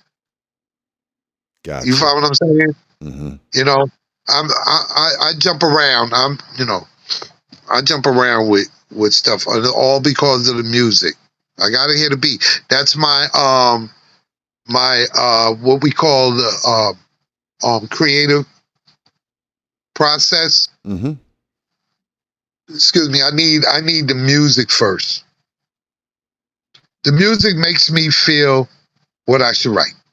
And I can absolutely relate to you as a DJ and as someone that just listens to music nonstop. It always starts with the music first and foremost before I ever process the lyrics. And I even take it to the point where I start off with the drums and then I'll hit bass. You know what I mean? Because that's the shoes. That's what I always got. Like when I did a mixing board and did professional sound, we labeled it out, busted, and we put shoes. And that's your drums and your bass line, and then everything else you'd start to mix everything in and blend it in. And that's how my mentor taught me how to listen to, and start putting things together. And then once I learned that, it's like it clicked, like boom. But the music and the beat is always what moved me. So I feel you on that. Yeah, because Violated is my baby. I got you. I put that together. I layered that. There's so many layers on that. It's crazy. Yeah. You know what I'm saying? But that's my baby, because that was at the time I was mad. You know what I'm saying? So what's the backstory about that? What were you mad about? I was mad that Chuck Chill Out, even though I bust my gun on Chillin'. No, it's not Chillin'. Cadence. I bust my gun. And Cadence, if you hear me, I said, there was a chip on my shoulder. Now who's older? I'll throw a boulder at the speeder light, which makes me out of sight. You must be on the pipe to think I can't hang. I'm drinking orange juice. You drinking Tang, so bang. It's all in the cadence. You know what I'm saying? I was mad, thinking that, that the sample was stolen. You like a kid, yeah. I gotta put it together, but I feel anyway, the Chuck Chill Out incident, and then I remember now. Here we go with the dreams and stuff. I did have a cassette tape with my demos on them, and I was around Raw and all them. I don't know what night and who I was actually with, letting motherfuckers hear my shit in the car or whatever. But when I guess I didn't know the ledge or let the rhythm hit them with the Amen Brothers sample in it. Mm-hmm. It was one of them records because I had it first. Okay. All them joints, you hear everybody's. Which record is that you hear that Rakim used? You heard that sample. Was it Cadence? No, it's let me do my research here real quick. I'm looking.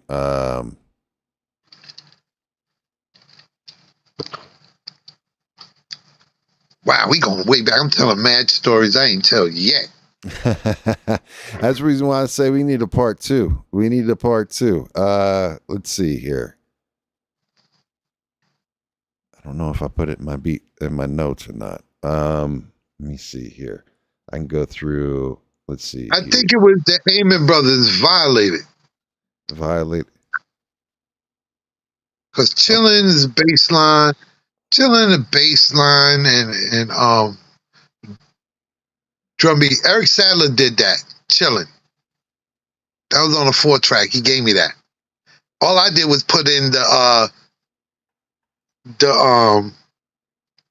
Hold on. You know what? We'll just do this. Give me a second. Let me do this.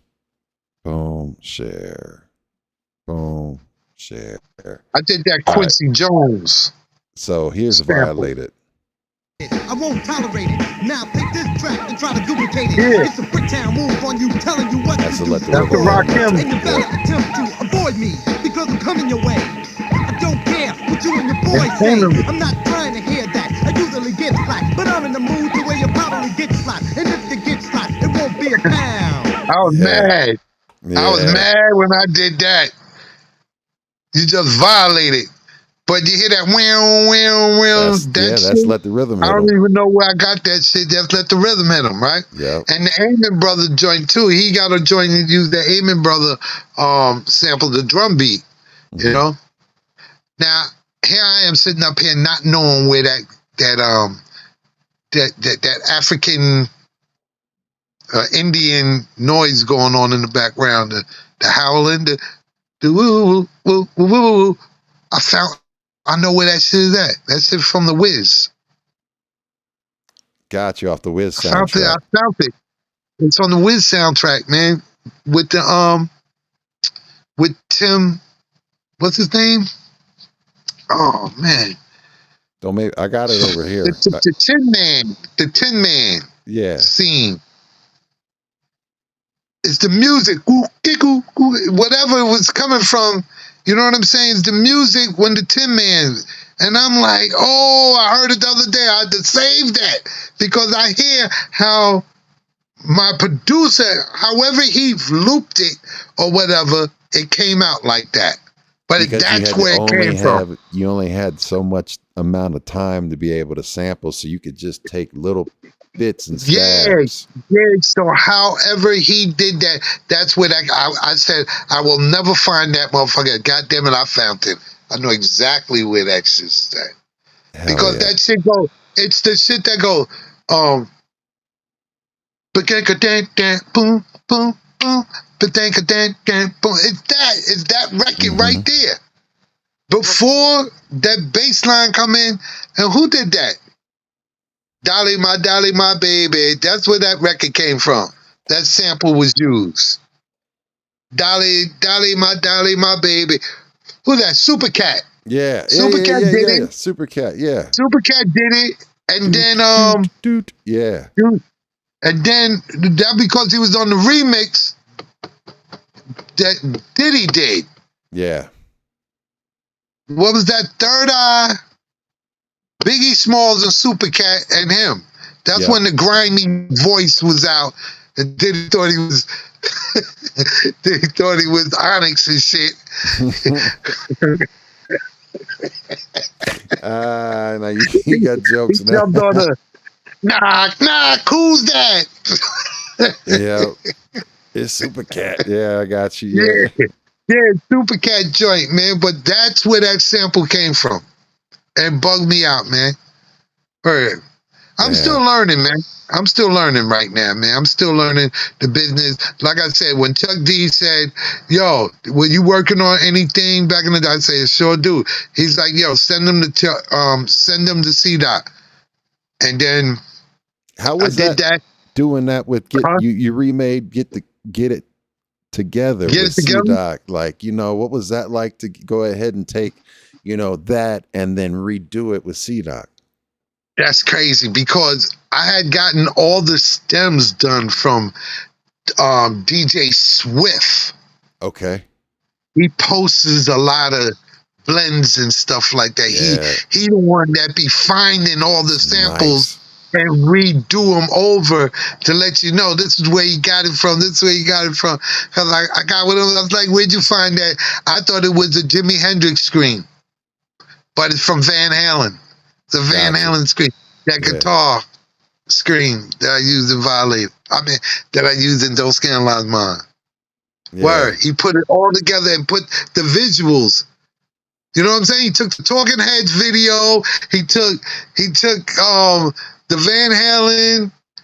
I was like, get out of here. So I reached out to him. We was chopping it up and all that stuff. And he's the one that did it for me. He snatched up all the stems and sent it to me. And I sent him to C-Doc, and C-Doc put them together. I did the vocals over. So just to see how it worked, I thought maybe, well, that's one record. No, I can't own that because once again, no samples was cleared. So, but who was to put that together? You know what I'm saying? That, hey, bro, what's happening, bro? Got that Chiba Chiba. You know what I'm saying? Mm-hmm. Use that and the Jackson 5 get it together. And all we did was enhance it with a drum pattern underneath it. Okay. That's all we did. It's nothing much to that record, But that's like my real first conscious record, And I meant every word I say in that. Yeah, it's dope. Every word, it makes sense. So, but we decided to keep it as raw. I didn't want to do it over. I wanted to keep it as raw. Never. I came out of the name right as we had to think of a title.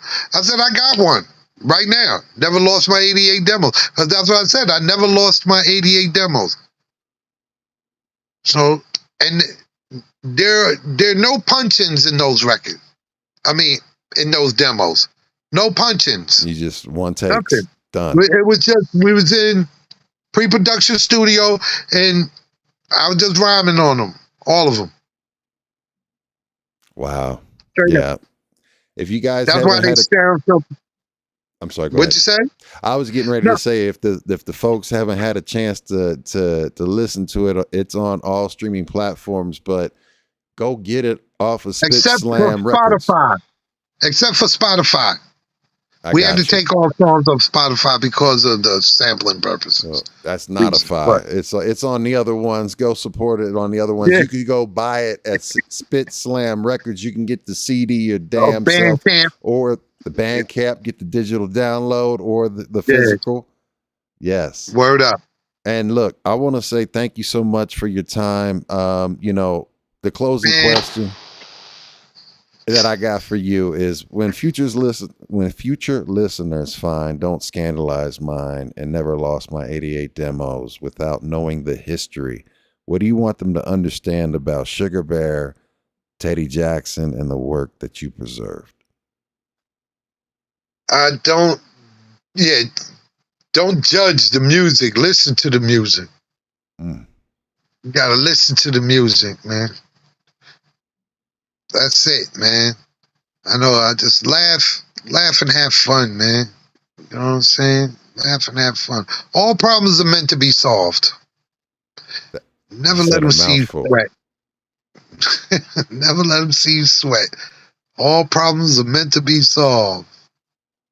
Man, hell yeah. Well, Yeah. listen, I again, this has been an amazing interview. I appreciate your time and you being gracious enough to bless my platform with just an amazing conversation, and I hope you enjoyed yourself. I did, man. I appreciate you. Thank you for having me, man. Oh no, thank I you, mean, family. not a lot of people. I mean, there has been a lot of people reaching out and doing these type of things for me, and it's muchly appreciated for those that know about the Sugar Bear brand, that don't scandalize mine. It's important for them to know the story, especially my kids. You Yeah. know, Put it and my down, grandkids. put it out there like that. Well, Yeah, I would love to have you back anytime that you're available to get back into some more war stories. And let's do you go. have I got anything them. do you got anything coming up that you're working on? Nah, not really. I mean, besides working with my boy Rock, you know what I'm saying? But nothing. I'm trying to get back on tour. That's what Okay. I'm trying to do. Okay. I'm trying to get out there to the UK and stuff like that. I don't never talk about nothing until it's rock solid. I You know what understand I'm that. saying? Yeah. Yeah, but I would like to get back in the studio and do something. You know, Well, who knows? your Spitz Slam family, and look, man, what they have going on is just amazing as far as what Yeah, C-Doc and Chuck's doing, man. It's amazing. yeah. Shout out to C-Doc, Jennifer, Jennifer, the Yeah. commissioner, JOJ, Jennifer, Jenny, and Ultramag, and Flatline. That's the crew right there. Yeah. Word. You got any shout outs before we bounce out? Now, shout out to my kids, Raquel, Kiani, Joshua, and Rachel. All my grandkids, Freddie, Jackson, Clover, Harlow, and I got my oldest, Brandon and Bryson. That's Hey, it. All. That's it. amen. Word up to that. Hey, Yeah. y'all. So I want to give a big shout out, of course, to the one and only, the powerful Power Lord Sugar Bear. I want to give a big shout out to the one and only Soul Rack for linking us up. And I got to Yeah, say so right, nothing man. but mad love to you, family. You are just an amazing human. I love you and appreciate you most definitely. I got to give a big shout out to my co-host, G-Fresh. We'll be back in the building tomorrow with the one and only, why am I drawing a blank? Because my mind has been spaghetti. But let me, tomorrow It night, 9 happens. p.m. Eastern, we will be with Kaz Meta. He's basically an MC that's been around since the 90s, out of Dayton, Ohio, has done tremendous amount of songs, underground MC. Make sure you tune in for that. And then Thursday, got another episode of the folks that are going to be putting on a hip hop summit here in Denver on September 5th. So if you're in the Denver area and you want to see some real hip hop, we're going to get into it this Thursday. So be tuned in and stay in the present, not in the past. Don't let it kick your ass. Just learn from it and don't trip on the future because you could be gone like that. So all you got is right here, right now. That's right. Yo, I forgot Kamari. I think I said Kamari. I don't know, but my other grandson, Kamari. I got a lot of grandkids, man. It's crazy. God bless Kamara. And I do have to give a big shout out to my wife and my children. Mad love. We are B-Boys Underground, and we will see you back tomorrow. Rallo, ya. Peace. One time for your mind. Thanks for watching. Like, subscribe, share, follow. From my city to your world. We are City World.